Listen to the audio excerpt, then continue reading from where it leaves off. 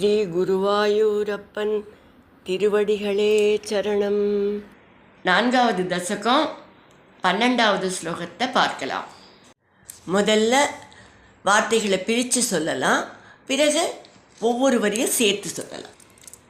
ஆஸ்தி தோத்தமகராலயே யதா, ஆஸ்தி தோத்தமகராலயே யதா, शेषवक्त्रदहनोष्मनाद्यते, शेषवक्त्रदहनोष्मनाद्यते, गीयते भवतु पाश्रयस्तदा, ईयते भवतु पाश्रयस्तदा, वेदसः पदमतः पुरैव वा, वेदसः पदमतः पुरैव वा,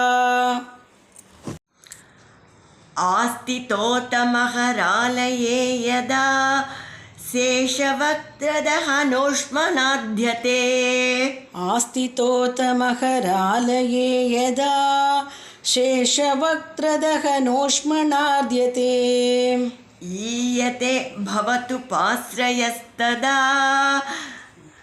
वेदसः पदमतः पुरैव वा, ईयते भवतु पाश्रयस्तदा, वेदसः पदमतः पुरैव वा. இப்போ நாம் இந்த ஸ்லோகத்தோட வார்த்தைகளை பிரித்து அர்த்தங்களை பார்க்கலாம்.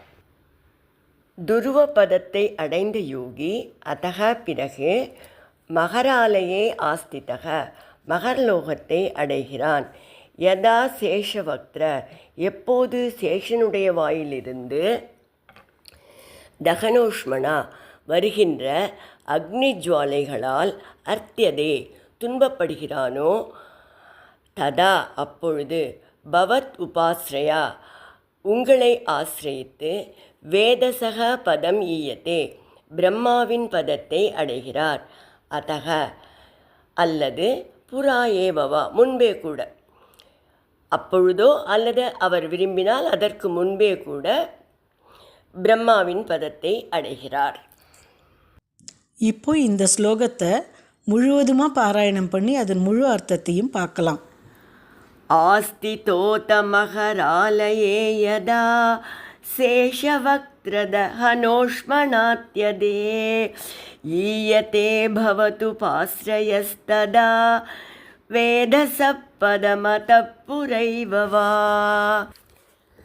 துருவ பதத்தை அடைந்த யோகி பிறகு மகர் என்னும் உலகத்தை அடைகிறார்.